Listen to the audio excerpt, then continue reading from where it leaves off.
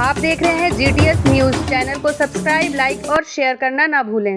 Party के राष्ट्रीय महासचिव डॉक्टर के ओझा, प्रदेश सदस्य भाई विनोद जी और बलवीर राजवान जी, यूथ सदस्य, सभी पदाधिकारियों के साथ हम लोग समीक्षा करने आए हैं और राय लेने आए हैं कि पार्टी को किस तरह से मजबूत किया जाए। आगे का कार्यक्रम कैसा है?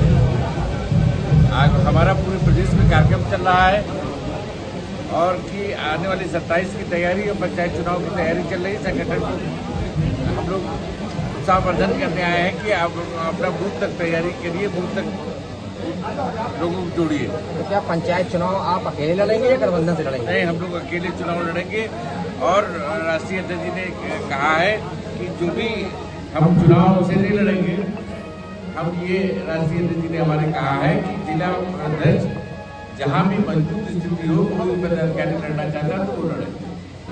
वो पूरा कुछ अध्यक्ष में ही डाल दिया है राष्ट्रीय अध्यक्ष जी ने कि वही फैसला लेंगे, वही लड़ाएंगे। जो भी नहीं कि आपके यहाँ 50 सीटें 50 में लड़े, जहाँ अगर 2 सीट पे मजबूत है तो वही पे लड़े। अखिलेश ने चुनाव आयोग और सरकार और अधिकारियों पर बड़े आरोप लगाए हैं वोट चोरी का लेकर। देखिए, ये वोट चोरी किसने लगाया? अखिलेश यादव ने आरोप लगाया चुनाव आयोग। किसान राहुल गांधी जी है, लेकिन आप सब जानते हैं कि देश आजाद होने के बाद जब से लोकतंत्र आया है तब से हमेशा वोट चोरी होती रही और काफी सबसे ज्यादा समय कांग्रेस सरकार में रही, तो उसकी जिम्मेदार वोट ही है ना। अच्छा, आपकी सरकार बनने के बाद में क्या आप वोट चोरी के ऊपर कुछ परिवर्तन वोट चोरी नहीं है, ये अव्यवस्था है, ये अव्यवस्था है।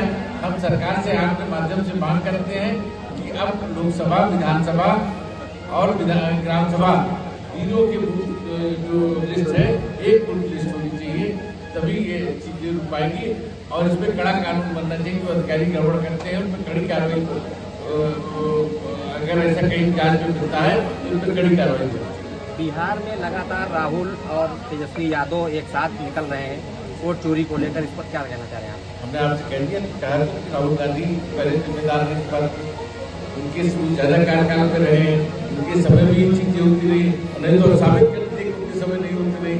हम इस सरकार से ये मांग करेंगे कि देखिए, हम तो सरकार में रहे नहीं कभी, तो हम सरकार से मांग करते हैं और हमारी सरकार बनेगी तो हम नियम लागू करेंगे कि जो वोटर लिस्ट केंद्र में हो, लोकसभा में हो, विधानसभा हो, ग्राम सभा में, अपने आप की चोरी बंद हो जाएगी। और अगर कोई गलत पाया जाता है कि अधिकारी के स्तर पर जो गड़बड़ होता है तो कड़ी बंद कर देना चाहिए, कड़ी कार्रवाई कर दे ताकि मिसाल हो जाए।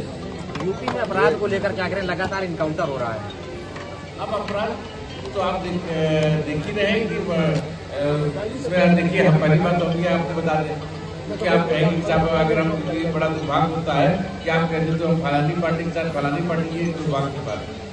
जो भी सरकार है, विपक्ष में हम है, तो हमारा काम ये नहीं कहना कि सरकार में ये कमी है, कमी के अलावा उसकी अच्छाइयाँ हैं जो अच्छा भी कहना हमारा काम है। तो लड़ो तो ठीक ठाक सरकार कह रही है लगातार अपराध पर नियंत्रण है, लेकिन कई ऐसे क्षेत्र हैं जहां पर लगातार घटनाएं हो रही हैं। अब इसके बारे में बहुत हमको आइडिया नहीं है, हमने नहीं देखा। वैसे आमतौर पर 90% आप देखें तो ठीक चला, लेकिन किसानों की समस्याएं नहीं थी सरकार को। आप देखिए कि यूरिया नहीं मिल रही है, यूरिया का उसमें 5 किलो कम कर दिया गया। किसानों के यंत्र जो है महंगे हो गए। किसान मशीन से नहीं चलता है, मोटरसाइकिल से चलता है, स्कूटर से चलता है, उसकी कीमतें 10 साल में बहुत बढ़ी है। सिंचाई के समय पे पानी नहीं मिल रहा है, समय पे बिजली के रेट बढ़ गए। ये दुर्भाग्य। देखिए, अगर आपको मौका मिलता है तो सवर्णों के क्या करेंगे? सवर्णों के लिए क्या करेंगे? हम सब समाज को लेकर चलने को विश्वास रखते हैं। हमने देखिए, हम राजपूत परिवार में पैदा हुए हैं, राजपूत हमेशा सब समाज की बात करता रहा, अपने लिए मेहनत करता रहा, अपना भूखा रहा, लेकिन सब समाज को पढ़ाता रहा। हमारे जो भी महापुरुष हैं, महाराणा सागर देख लीजिए, जितने महापुरुष और जितने भगवान हुए सामान्य में पैदा हुए, और ब्राह्मण हमारे लिए पूजनीय रहे ना। और फिर आज से 90 में कौन कितने सफल? देखिए, ST का हथियार बना के कहीं न कहीं सवर्णों को दबाया जा रहा है। अगर आप सिस्टम में आप क्या करेंगे? आप बात सुनिए, हम सामान्य चीजों से चलेंगे। 90 के पहले या तो हरिजन थे या तो सामान्य।